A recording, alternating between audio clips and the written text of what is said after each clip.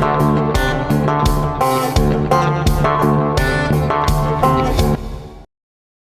want to talk about the University of Texas football because I had my good friend, my sister from another mister, the girl who somehow we must have been separated at birth by, 13 years. I don't know what our age difference is. Well, I'm 29, so. Yeah, well, you got so much life ahead of you. I know. It's my birthday month, too, and I'll be 29 again this month. It's amazing. It's like Groundhog Day, but it's for amazing. birthdays. Yeah. Now, Ashley Kamrath sitting in here, and I'll tell you why the University of Texas is significant in just a moment. But you are listening to and probably watching the Chad Prather Show on another episode. We encourage you to go to YouTube and watch it if you're going to watch it. And we go to where podcasts are made available, subscribe and download because we need those numbers. And we love you for that very reason. We are ranked, I think, 112 right now in the comedy category on Apple Podcasts. So be funny, Ashley. I'm going to try. Be funny. Amy Schumer keeps kicking our butt, though. Amy, I hate that chick. I got to get her on the show. Yeah. About to say, if you can't beat them, join them, or get them on your podcast. She's always like one or two rankings ahead of me. Yeah. So all right, we'll go for 111. And we're going to take over in that deal. The puppet master himself is sitting over there behind the control booth. Mark Tate, what's up, buddy? Not much. How you been? You know, staying busy. What's going on? You feel good? You look good? I feel good. The beard is fantastic. Well, it's just so smooth. Thank you. Yeah. Just had it trimmed yesterday, actually. So nice. Do you get it professionally trimmed, or you? I do, because I'm scared to touch it. I'm scared to touch it myself because I'm afraid that I'll mess something up and then I'll just have to shave it off. So I shaved mine off a couple of weeks ago. It's starting. I just got the fuzz going, and it takes so long for mine to grow. And I hate, like every now and then I have to reset the beard. Like I have to reset. I have to start over again. Yeah. So I've been here for like a minute and a half, and we're talking about beards, and you wonder why you're at 112? That's right. I'm just saying. I'm talking about 12. You're a very critical person. We're going to talk about that in a little while. I'm just But no, I strong start, fellas. Strong start. This is the kind of stuff that people care about. Oh, okay. They care about the beard. Sorry, carry on. Beards are kind of a big thing right now. That's right. Yeah. Do you do the oil? I do. We were talking about this earlier. I do the beard balm now. I was doing the oil, but when it gets so long, it starts kind of going all over the place. So the balm kind of helps it go down a little bit, you know?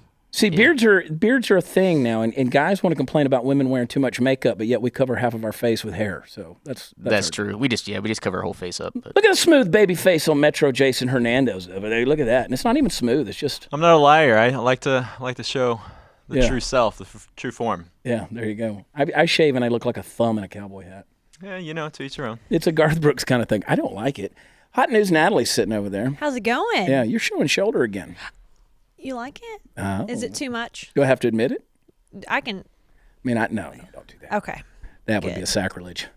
That would be a sacrilege. When are y'all opening up a machine gun range in Texas? We are opening up a machine gun experience. Yeah. Texas gun experience. Well, if the weather participates, it's been rainy. Yeah. Probably September, October time frame, right next to the airport, DFW Airport, indoor machine gun experience. Y'all have broken ground. Yes. Yeah. The pier and beam process, but the weather's got to cooperate. Gotcha. If it's too cold, can't happen. If it's excited. raining, can't happen. So I'm ready to go expend some brass at the we're Texas gonna have a gun good time. Oh yeah, I believe it. We're gonna shoot Party Foul Steve. Yeah. Only once. Depends on how good of a shot we are. We would throw a blindfold on you and have you run back and forth across the field of fire. Sounds fun. Dance, tamale. That's funny. How you been, buddy? Good. Yeah, you hanging out? You feel good? You look good. Doing another California run coming up. Yeah. Yeah, we got to be in Modesto. Well, we got to be in Anaheim on April 5th and in Modesto on April 6th. So Meth-desto, that's what they call it. Yeah, looking forward to that. Love it. It's going to be fun. Californians have been good to us. Really good to us. Yeah. So, Ashley. Yes, sir. You're so sweet and beautiful. Well, tell me more. You're really not. I'm just being nice about this thing. True story. like if I ever want anybody to just be honest with me about anything, I ask you. Your pants did make your butt look big. Yeah. Sorry. They do. You asked. They do. Well, my butt is big. I got a big butt.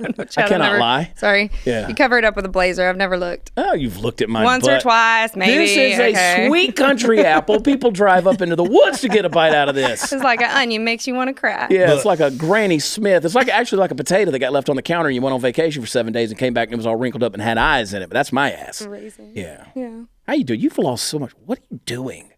Are you in grief? Are you losing weight? I'm in ketosis. Are you? Yeah. Have you stayed in it? For the most part. For the most part, yeah. Is it hard for you? No.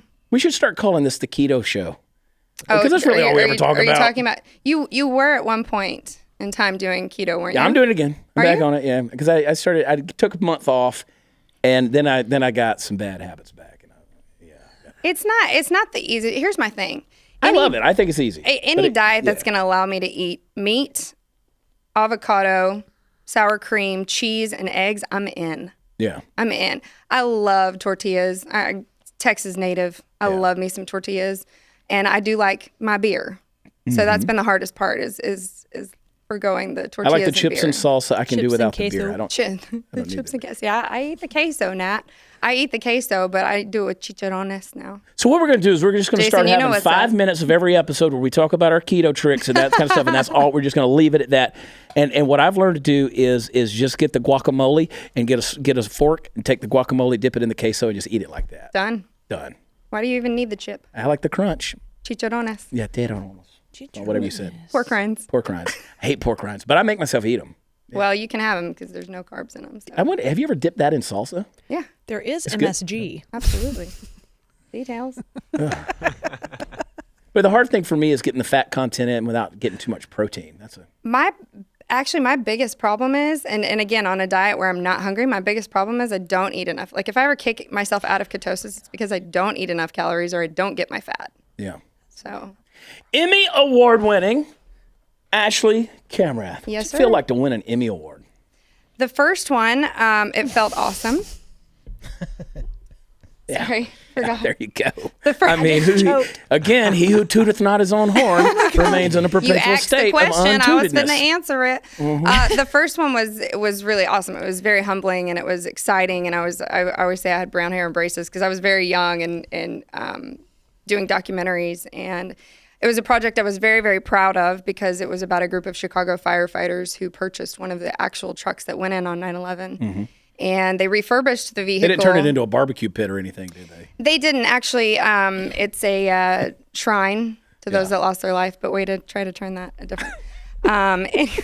So they are taking out a tour of America to teach children who weren't alive or who were too young to understand what happened that day, what actually happened, so they can actually touch a piece of history. So a very special project. I got to interview a New York police officer who had a lot of friends and family members lost that day, and so it was a special project. But I just got hired to come be host. Yeah. So while it was fun to do the interview and all that good stuff, it didn't mean as much as my second one because my second one, 9/11 wasn't big enough for you?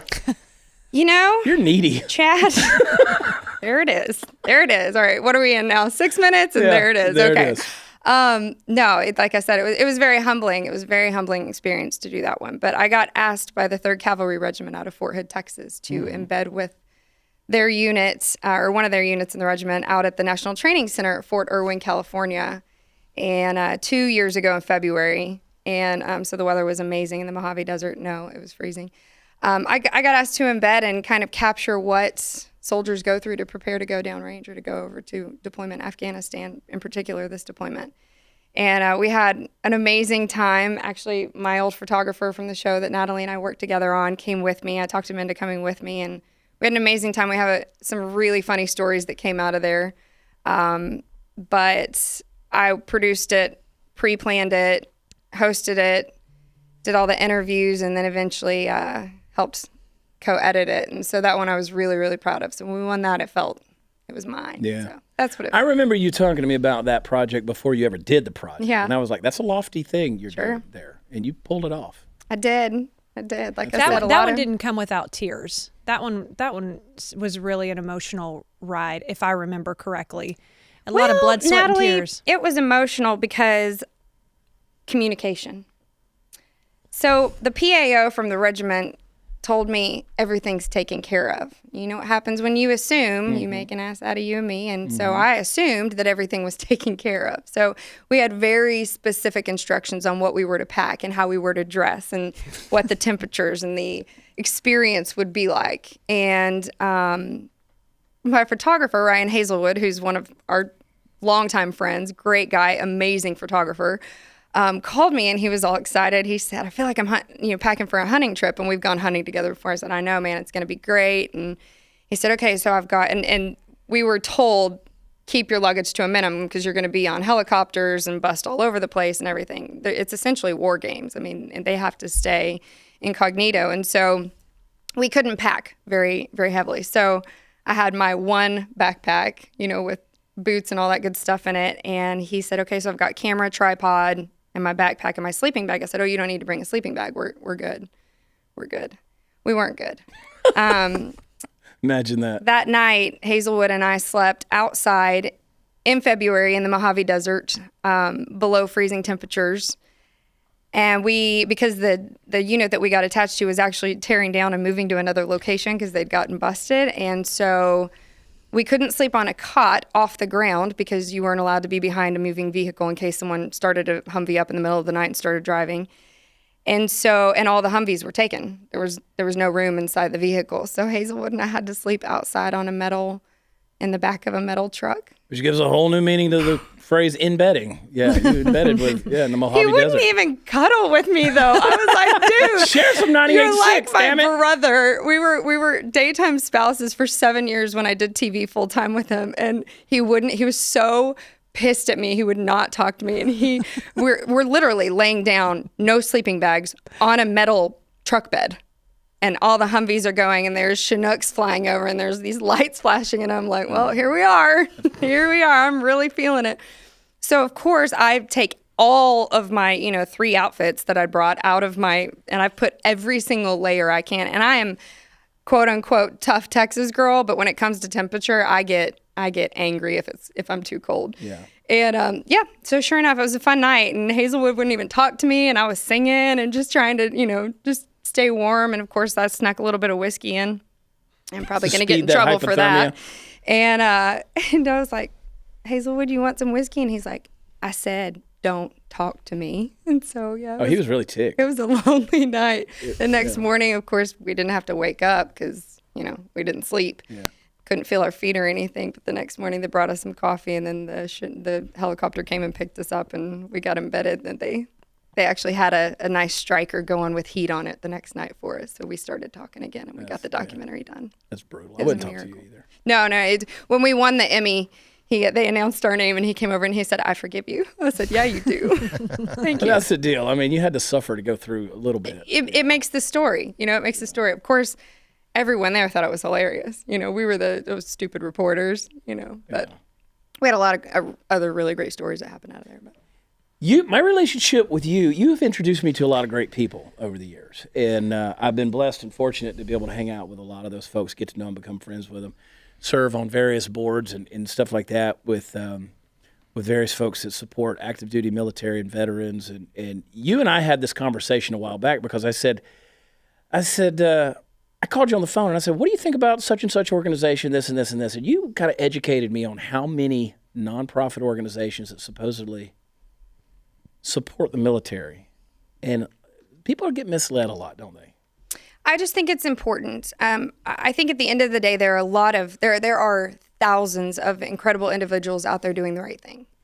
And I think everybody has a good heart. At the end of the day, we want to support our men and women in uniform. We want to support their families. We want to support, all things surrounding military life. I grew up in a military family. Every man in my family has served, from great-grandfathers to my brother. And my little cousin's actually active duty in the Air Force right now.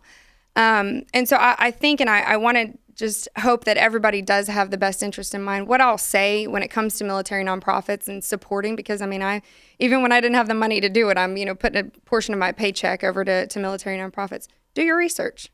Yeah. Do your research. A lot of that's public knowledge. Ask around if you do have someone within the military community. But yeah, it's not too hard to find out who's doing the right thing with the money. Yeah. And that's all I'll say. There are some really large organizations out there that, frankly, they're just not. Or I personally would like to see them do more, because being in this world for so long, I have seen so much heartache and so much hardship that I'm going, man, I know there's the money out there. And I know a lot of the organizations have the money. I just want to see everybody taken care of. Yeah.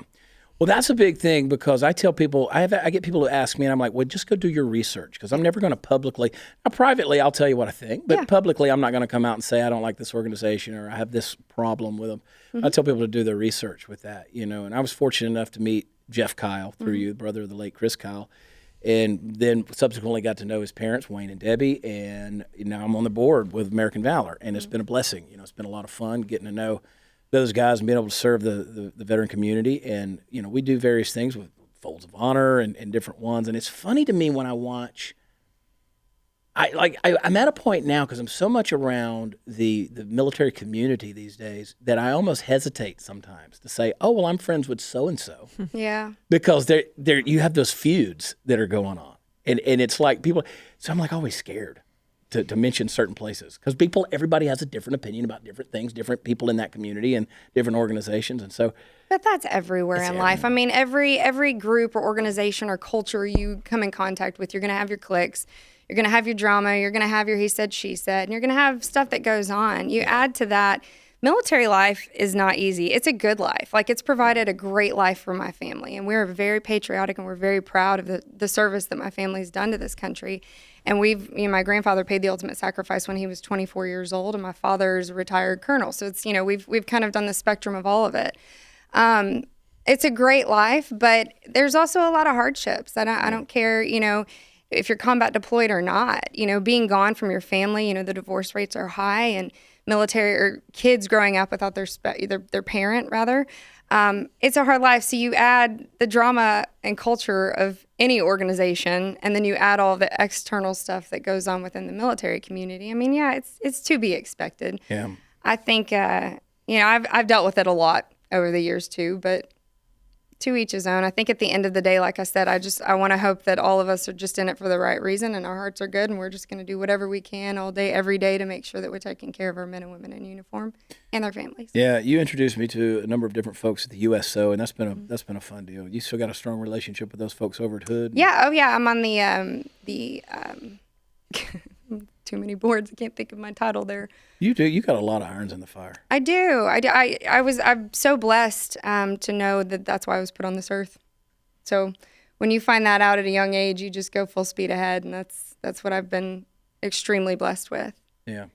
And you have. I mean, you've gone full bore with this. I mean, you are 100% sold out. I mean, you have servicemen on your arm right there. I mean, Yeah. You got, and so I mean, Daily reminder. Like exactly, like early on, I was like, this chick is a supporter. I mean, she's this all about girl. it. But I loved it. The first time as we were really getting to know each other, I was like, you opened my eyes to the perspective of what patriotism looks like to be able to come in and serve those that serve. And so you do a good thing. Thank you, boo. You can cry now. Cue the tears. No, I'm good. Okay, damn it. I'm good. I really tried. We good. I'm like, I knew you were doing that too, and that's why I held it at bay. what is the magic that Oprah has? She makes everybody cry. More coffee. Did you see? Oh, I hate this chick. Have you seen the R. Kelly interview where Gayle King got him to explode? Yeah. You know what?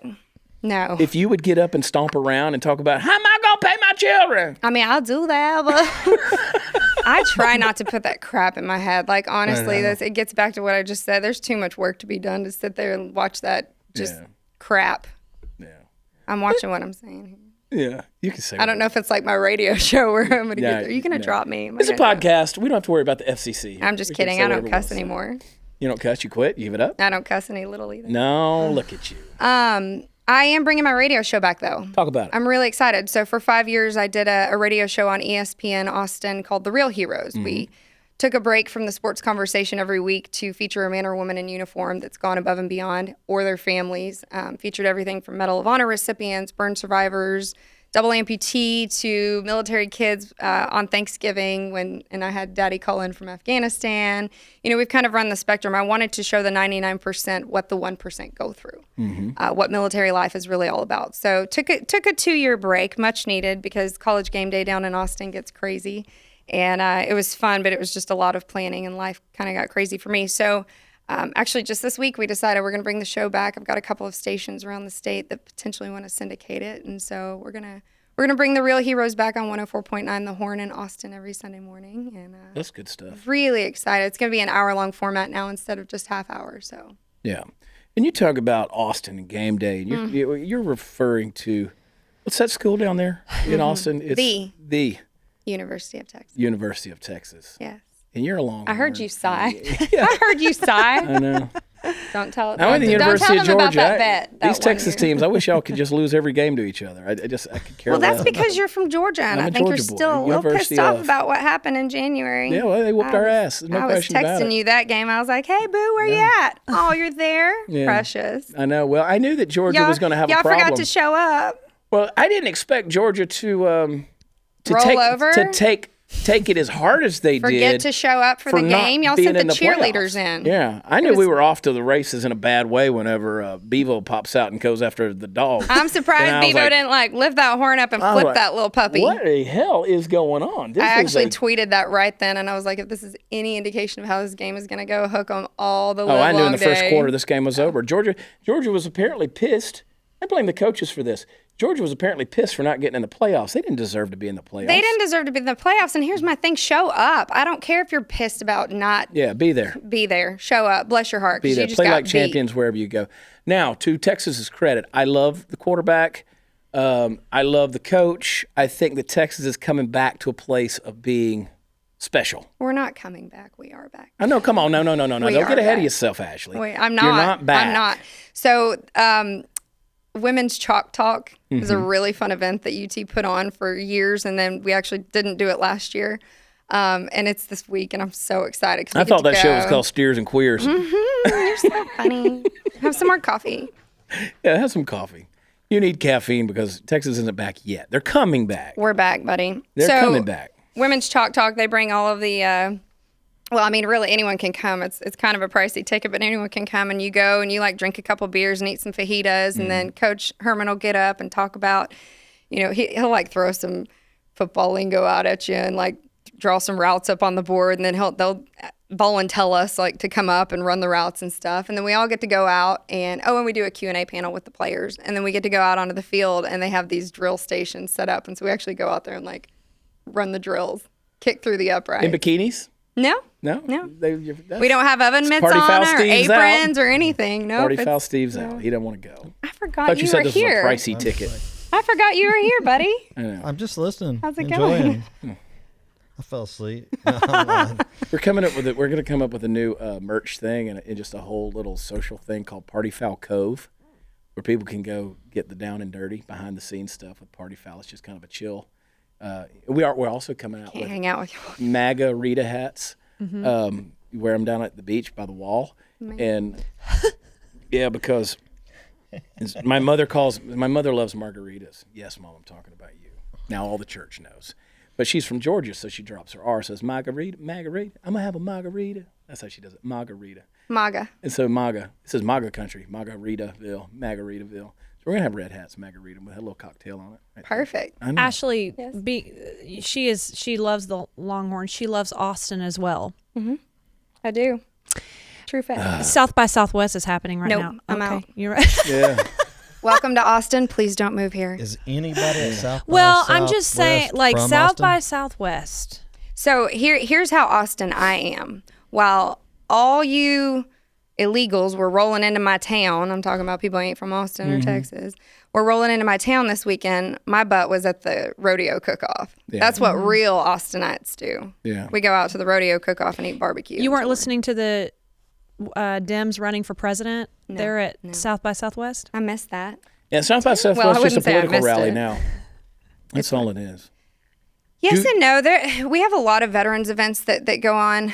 I actually also recently got involved with a group called Operation Underground Railroad, and it's a group of really upstanding individuals that are doing their part, not just to eliminate sex trafficking, but they actually go in and complete the missions. One of my good friends on the board is a former Navy SEAL, and they're just upstanding individuals. So they're actually doing a big thing there and pushing it. So I'm involved in the nonprofit side, and sure, there's a couple of events I'll attend over the next few days. But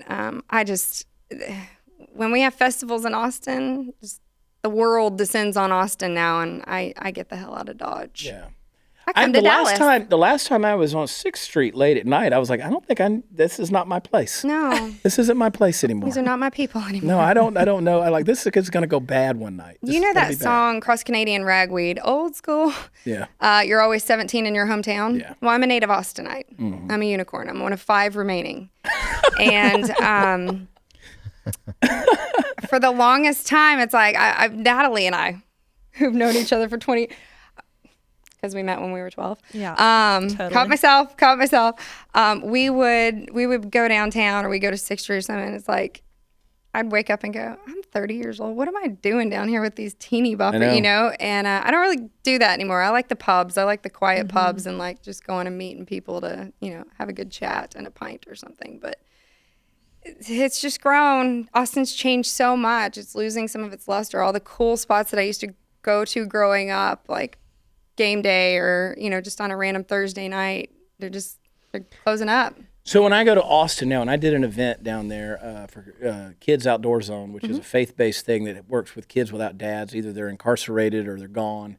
And it's a program that gets these kids outdoors and teaches them how to be boys. Was it with TJ Greenie? Yeah. Well, they have a show on my network. Yeah. They're on the Horn. Yeah, TJ Greenie's KOZ, cause great guy. Yeah, Kids Outdoor Zone. So we were down there, and where were we? The Hyatt, down the Hyatt Regency right there on the river. And then we stayed the other night. When Party Foul Steve and I have to go to Austin, we make sure that we stay in a place. You and I've talked about it. I stay in a hotel where I don't have to leave the hotel. Like if I want to go to the restaurant, I want to go to the bar, or whatever. Because if I get out, yeah, and it's everything's right there under one roof. Because Austin's weird, man. It's and I'm 46. I don't need to be hanging around with those kids either. No, it's just trouble now. I don't know. A bunch of hipsters came in, and then the kids come for festivals or they come for a bachelorette party, and then they just, oh my God, I love Austin. I'm gonna move here, and I'm like, oh, okay. 132 people a day moving to Austin. So really, we got voted, I think, worst traffic in the Northern Hemisphere last year. It's the worst. It's horrible. The worst. So I'm a native South Austinite, Bubbaville. Loud and proud, and I stay in Austin. If I have to go up north, I will drive all the way out to the tollway just to miss all Plus that. You can do 85 miles an hour on it. Yep. Exactly. It's worth the $8 to make the loop. Exactly. And right now, no matter where you are listening to this, you could be listening to this 6 months after it 2 at night, 2 in the morning. I promise you, traffic's backed up on 35 in Austin right now. It's ridiculous. Well, and the thing about it is, too, again, growing up in Austin, I've seen Austin to San Antonio kind of just merge. You've got Kyle, Buda, San Marcos, New Braunfels, and it's all going to be one before we know it. So brutal. Thank God for the tollway. Yeah. Unless I'm going to Austin, I will not go through downtown Austin. Nope. Steve, Party Foul Steve, he's an Austinite, sort of. He lived there long enough to claim it. He was down in Buda. Yeah, but anyway, let's talk about that let's talk about what was it you alluded to a second ago? Talking about dadgummit, I lost my train of thought, and that never happens.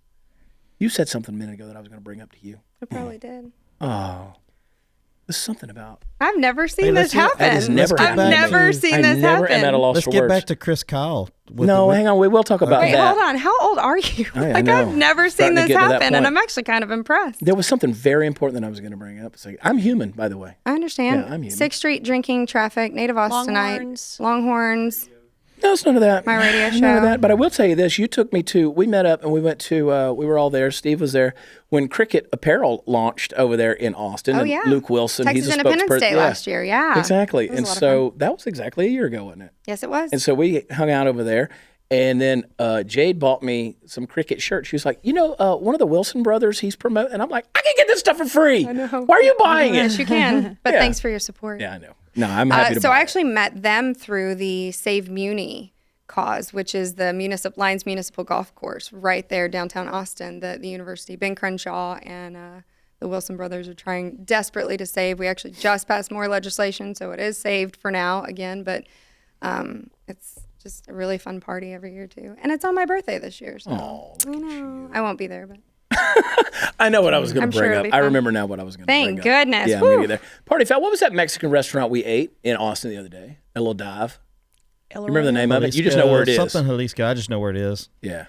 Jalisco's Tacos? It was so good. Something. I took him there, and he said it's the best he's ever had. It was so good. We were the only white dudes in there. Was it tells keto? You something right there. No, we were the only not gringos keto. in the whole place. Oh, then you know it's good. You know it was good. It's down there by Dude, Juan and a Million on the east side. You walk in and Juan's standing there and he high fives every single, we go, whack, every single person that walks through the door. That's the best Mexican food. Yeah, that's true. It's not a big old either. Best Mexican food in Austin. You alluded to pubs earlier, and that's what was triggered my thought on that. I'm going to Ireland. So I texted you yesterday. So we're going to vacation in Ireland in June. Mm-hmm. And you've been once or twice? I didn't even know about it yet. Yeah. You're not going. Oh. Ain't that something? Party Foul's like, we're going to Ireland. No, sorry. You're not I thought going. I went everywhere. Sorry, buddy. No, we've been talking about going to Ireland for a while. It's been a minute since I've been over there, and I want to go. And this is really good. What is it? It's Black Rifle coffee. Oh, okay. Yeah, sure. 85 proof.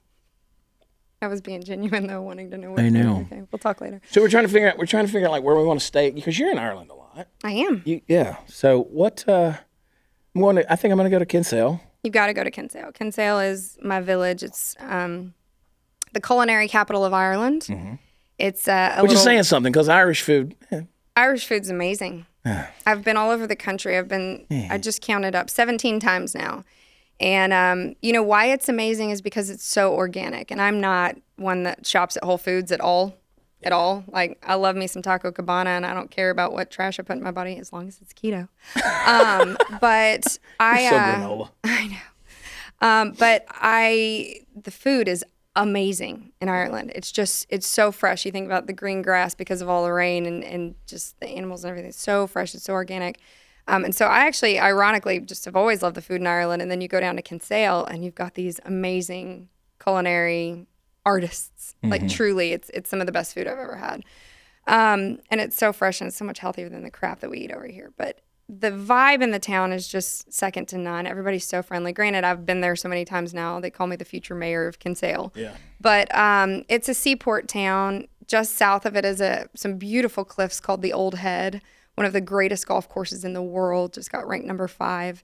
Right off the coast of there is actually where the Lusitania was sunk, which was pretty pivotal in bringing the United States into the World War. So a lot of history, a lot of really friendly people, a lot of great pubs.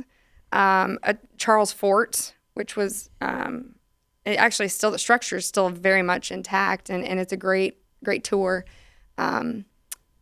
I love Killarney, another great town over by the Ring of Kerry, and I love Galway. Galway's the music town, so Galway's kind of like the Austin of Ireland. But you won't find a bad place. The thing about going to Ireland, everybody says, why do you always go back? It's the people. I'm such a people person, and I always say I was born in the wrong decade. Like, I always feel like I should have been born back when Willie and Waylon. Back before suffrage, when you didn't have the vote? Yeah, absolutely. You know? Who votes anyway? No, I'm kidding. People at South by Southwest. Exactly.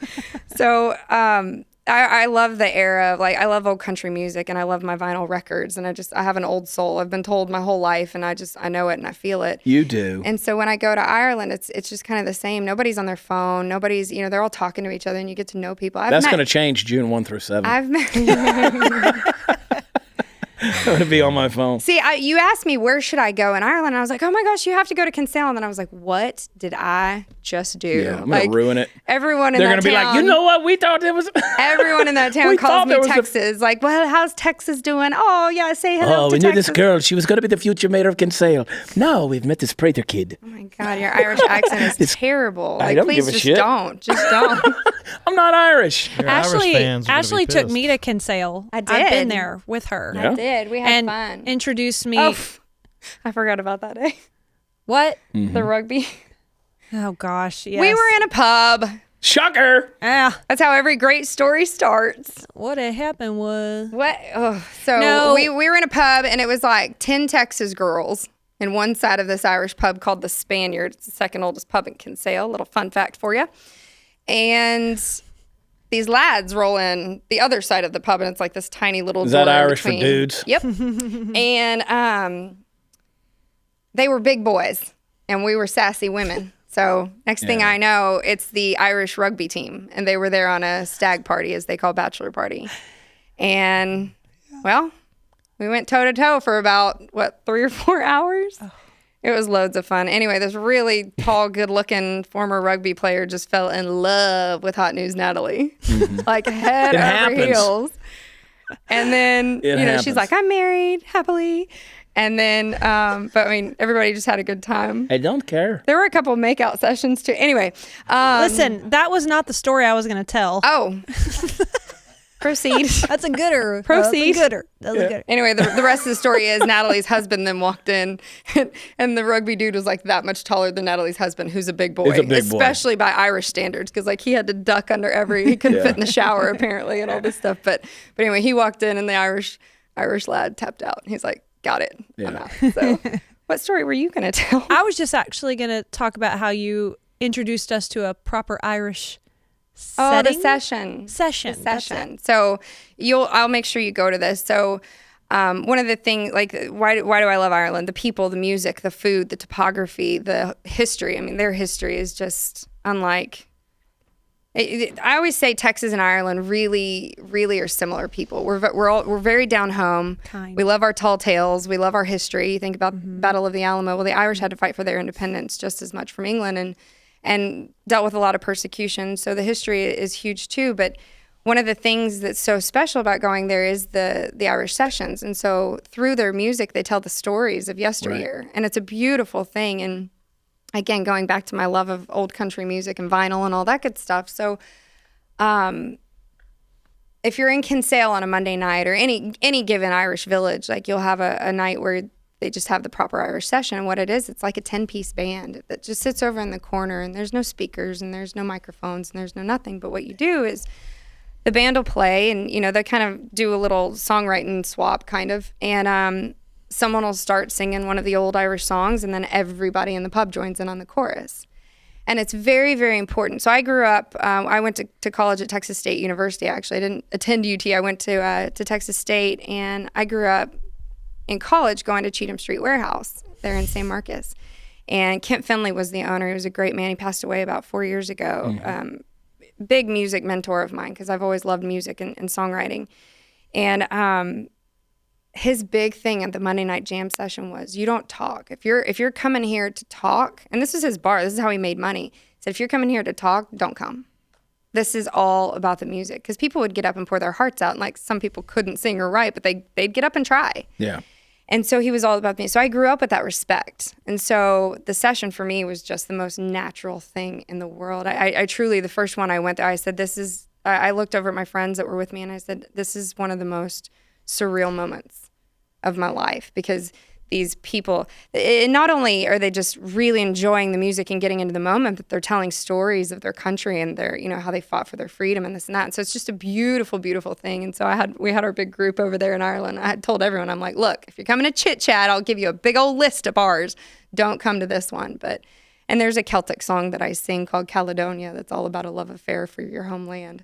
And I sing it, and then the whole bar joins in on the chorus, and you're going to experience it, and you're going to come back, and you're going to talk about it, and you're going to thank me. I've been to Ireland a few times. The end. Yeah, but do you remember it? Yeah. I go to Ireland for the whiskey. Yeah. So do you remember? Yeah. There's parts. Matter of fact, I think Kinsale's closed that week that you're going. I think I really need, or just just don't say my name. No. Yeah. Actually, I did offer to take you and Jade. Yeah. I'd be happy to chaperone you. Come on.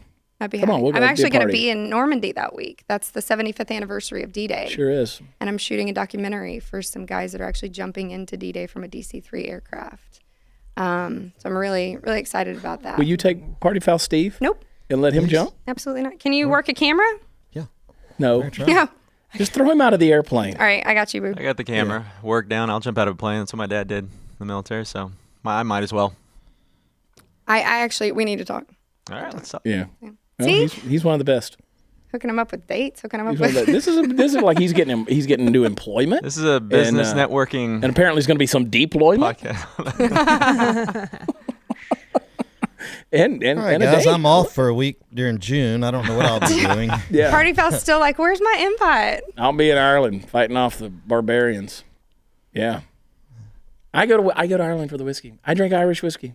Here's my question. Do you wear your cowboy hat? Oh yeah. Okay, so we did this Red Dirt Music pub crawl for like 6 years. Oh, you're familiar with it. And we would take like 20 Texas country artists and about 100 Texans would descend on Dublin. So we're right there in Temple Bar, which is like the 6th Street of Dublin.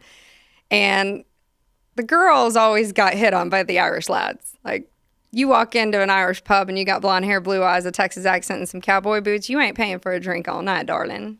And of course, you would like really I'm going to wear that. work I'm up gonna the put a wig darling. on. But see, here's the thing: the only guys in our group that would get hit on would be the ones that wore their The cowboy hats. Trust me, I know it's a So thing. when my whole crew was coming over, I told my brother KK, I said, "Hey KK, bring your cowboy hat." He goes, "Why?" I said, "Just trust me." And he brought it. And he goes, "Sister, I know what you mean." The first night he was half cocked. You know KK. Yeah. He was so excited. I told him to bring that cowboy hat. I'm pretty sure he slept in it because he Yeah, was like, trust me, you don't want to take it off. "Oh, geez, are you from Texas?" Australia's the same way. Yeah. It's the same deal.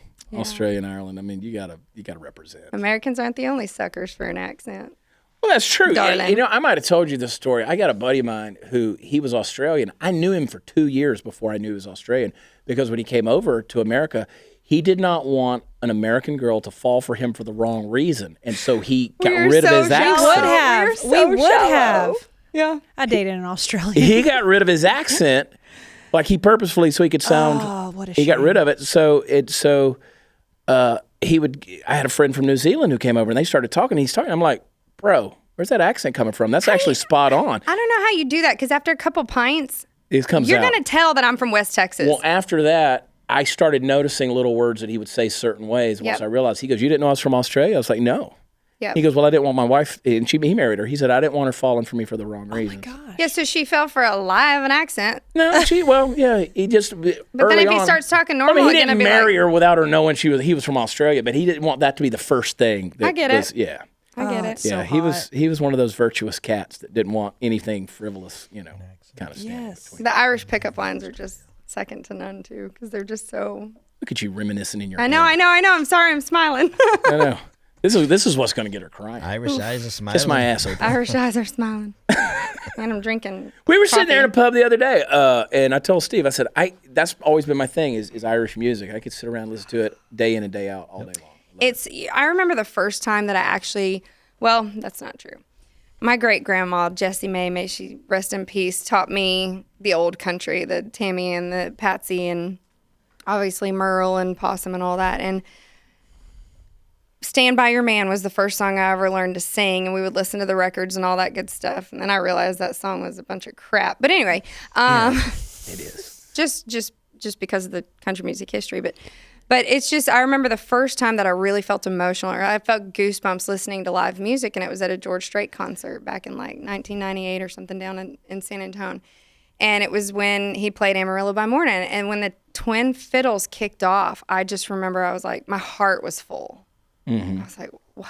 I love music. I've always loved music. And when that, I just thought, man, I love Texas. I love, country music. I love this feeling. And I feel that every time I go to Ireland and I hear the music. It's deep. It means something. There's a story to Beautiful. it. There's a history there. And there's no better music to drink to. Agreed. Ashley and I met through music. Natalie. Why did you bring her? We're going to At get her Cheetah to Street cry. Warehouse. Look, Natalie and I are going to be friends for the rest of our lives because we got so much on each other. It's fair. Yeah, there's some blackmail material There's there. some secrets. No, nothing bad. But you could. Yeah, totally. You could. Yeah, don't lie to me, woman. We met at Cheatham Street Warehouse. We did actually. We met at the night after a George Strait concert. Yep. Remember that? I had strep throat. And that was The next day, Natalie woke up with it. Now we're talking. Keep on talking. There's Steve. there's the This Black story. Rifle coffee is amazing. Yeah, exactly. Woo, that AK-47's got a little kick to it. Mine's still hot. Yeah. Yeah. Woo. Man, we need a fan in the studio. Craziness. It's funny because I'm not used to being in the hot seat. Yeah, you're in I'm the hot seat, always the one. I'm always the one doing the interview, and so Yeah, well, come on, go to Ireland with us. yeah. I appreciate Well, you. I'll be in Normandy. You're an honest person. You tell things that I don't want to hear. I try to appreciate that. You're welcome. Yeah, I try to appreciate it. I do. Everybody needs a friend like I that, know. Chad. We've had some adventures, girl. Everybody We've had needs an some Ashley. adventures. I know. You're on. Are you you doing all the social media stuff these days? You're all over it. 24/7. You're launching a clothing line. What you got going on? What are we promoting? I mean, what do we? I never know with you. There's always something. You always got the next thing. Well, I can't talk about it. Okay, well, never so mind. clearly. So the big things. I mean, we've got a busy spring. It seems like every fall is so busy with football and hunting in my world, and clearly a lot of military nonprofit events, but I'm actually headed to Tampa on Thursday to MC an Irish Veterans Gala because we're bringing the Medal of Honor Museum that is in Kinsale over to Tampa for a year. So I'm very involved with that organization, an incredible organization doing great things to bring anyone of Irish heritage from any conflict together. And another big thing, the Chris Kyle Memorial Benefit is May 4th. That's right. And we're really gearing up for that. Been talking to Jeff and Wayne and Debbie a lot about that. Go to my website, watchchad.com, or you can go to americanvalor. Is it .org? I'm a terrible board member. You sure are. Yeah, go to watchchad.com, and the ticket link is on there for May the 4th. It's Yeah, or any of our social medias. We've got it blasted all over. River that, Ranch, too. they're in the Fort Worth Stockyards, May the 4th. It's a great organization. It's going to have entertainment there. It's going to be fun. We got music. It's always a good time. We're going to have fun. We're going to have a blast, and it's a good time. I'll tell you the story about when Wayne and Debbie came to my show back in December at Grand Prairie, Texas. They didn't have much else going on. Wayne texted me. Neither did 3,500 other people, but what else? Nobody likes a bragger. You know what they call it? Success. Anyway, he texted me and he goes, "Are they wanding people at the door?" And I'm like, "Wayne, No way." I said, "They're metal detectors." I said, "They're metal detectors." I said, "Why don't you?" He goes, "Let me go back to the truck." And I said, "No, Wayne, just come and drive around." 2A, baby, 2A. Yeah, you got to. I said, "Actually, I appreciate What kind you of having venue a were you gun." in, though? We were at Verizon Theater in Grand Prairie. It was, which is now just a theater at Grand Prairie, but yeah, it's a big I'm place. sure that means something. It's a big place. Yeah. I'm from Austin. Yeah. Well, yeah. That's awesome. So did they enjoy your show? Yeah. They thought you were funny. I'll tell you, do you remember last year Debbie texted me the next day and she said, "Thank you so much for having us at the show. It's been a while since I've seen Wayne laugh that genuinely." Oh, And he okay. laughed. Then Shut up. Then it's true. They really did enjoy it. So here's the thing. I hadn't seen you in a long time perform. And I came down to New Braunfels last year. And I was pretty pigeon-chested walking out of there. I was really proud of my buddy. I was like, he's funny. I know. Well, I am. That's kind of why I sell out shows for the last 5 years. No, I get it now. but I get it. whatever. I didn't for a while, but I get it now. So. Do you That's have why any every city we coming- go to gets bigger and bigger I've known every you year. for a long time, and I'm very, very proud of your Thank you. success. And I'm very proud of you using your voice to do great things too. So Thank you. Well, that's why we do what we do. Yep. That's why we do it. And but that New Braunfels show, that was interesting because it was not. I do theaters, and that wasn't a theater. It was a pole barn down there at Fry Heights. That was great. And everybody That's just my in there kinda- drinking that's my beer at kinda a picnic jam. table. I'm like, okay, well, we're going to do music and comedy. Let's have at it. Lots of fart jokes. Yeah. That's what I remember. Yeah.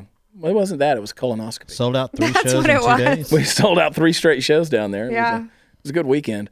And Terrence was there. Terrence Poor just guy. had neck surgery. Feel Terrence better, Williams. Terrence. We love you. Terrence is down there in Austin, and he was in D.C., and his Lyft driver hit an icy patch on the bridge, almost drove him off the bridge. And I texted him that day. He was in the hospital. I said, "You're going to sue, right? I mean, you're black, dude. Of course you are."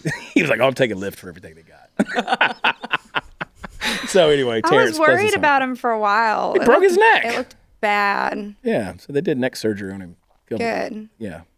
He's going to be all right. He'll be all right. He gonna He's be all Terrence. He'll bounce He back. was funny because TMZ called him and wanted to do a story about. He goes, "At what point did I become TMZ famous?" And I said, "Well, they were hoping you were going to die, dude." Outspoken conservative black voice. I think they were hoping that. Yeah. I was just waiting for him in his neck brace in his hospital bed doing all those videos, just like get some fried chicken and just start eating doing his chicken. videos. I was like, Terrence, where's the chicken, dude? Yeah. We were in D.C. the week after that, and I told him, I said, "If you're still there, we'll come see you." But he was already out. But they got him out of there Good. because he was stuck in that D.C. hospital for a while. Yeah, that looked rough. Oh, Terrence, good dude. Mm-hmm. Good dude. He's crazy. He's a funny guy. He's funny. He's got a good heart. I like him. Good dude. Catches a lot of flack. Well, I'm happy you're selling out shows. I'm happy Wayne and Debbie got to a show. That's Yeah. amazing. They had fun. Yeah. They had fun. That was a good night though. That was a big show. But no, we've been having a blast. I'm just making it up as I go along. You know this. Yeah, Yeah, it's the only way I know how to do I it. do. Can't bullshit a bullshitter. Did I just cuss? I don't even try anymore. The bullshit just comes so naturally to you, Chad. Yeah, I don't even try to bullshit bullshitters anymore. Yeah. Oh, yeah. It's party time, Mom. My mother said we have too much party time on here. Why? What's wrong with that? She's See, anti-fun. look. See, look, there it is. Why? There comes the West Texas. Too much That coffee. She's anti-fun. All right. Well, come on, go to Ireland with us Okay. if you want. I can't. I'll be in Normandy that's right, again. you've been Jason and I are going to be in Normandy shooting a documentary, Jumping jumping out out of of planes. Jumping out I'll of take her airplanes. spot. I'll go. I think Steve. Natalie, you want to go to Ireland? Yeah. he didn't even. He and just Joseph skimmed wanna go to right over Ireland? you, brother. I mean, I've been there once, so I could be your tour guide. Oh, I'm set. I'm all good. I know my way around there. All right. Yeah, but I want you to come Jade's for never the fun. been. Jade's never been. I'm so excited for her. She's gonna love it. She's gonna love it. Hard pressed to find a place on the planet I haven't been at this point. Really? Yeah. Okay. Met my first wife in Nigeria. Interesting. I went all the way to West Africa to meet a white girl from Alabama. Oh. Yeah. Interesting. Exactly. That's the facts, folks. Anyway, Chad, you've got stories for days. I do have stories. I'll tell them all too. I don't care if I just keep drinking this coffee. Exactly. It's amazing. Well, thanks for coming on. Thanks for hanging out. Thanks for Studio having me. 22. Aren't you proud of me? I am. Very much so. It's fun stuff. Yeah, All right. I appreciate you. Good. I appreciate you. Thank you for doing what you do for the community of veterans and active duty military and so many different things that you're doing. And you it's not just lip service. You carry it in your heart. And that's a good thing. We have a big mission and we're working hard towards it. Yeah. Well, I love you. Love you too. God, you're the sister I hate to claim. But really, I know. do you? Yeah. You know. Social media. Yeah, it benefits. Yeah, you're on Twitter. Mm-hmm. You're at Ashley Kamrath. Kamrath. There it is. It's on the screen. Look at you. Yeah. Look up there. You afraid to look? Oh, look at her. Yeah. Vanity shot. Theblaze.com/Chad. Use promo code Chad. Sign up for a year. Get it. You get all these folks, everybody from Mark Levin's, Steven Crowder, Eric Bowling, and everybody else that's boring except for me. But At least you're humble. I know. John Miller, Allie Beth Stuckey. It's fun. We got a good little community here on Blaze TV. It's a lot of fun. And of course, the Chad Prather Show. Go get it where podcasts are offered. And we love you guys. Ashley, thank you for coming in. Love you. God bless y'all. And we'll talk to you next time. Bye.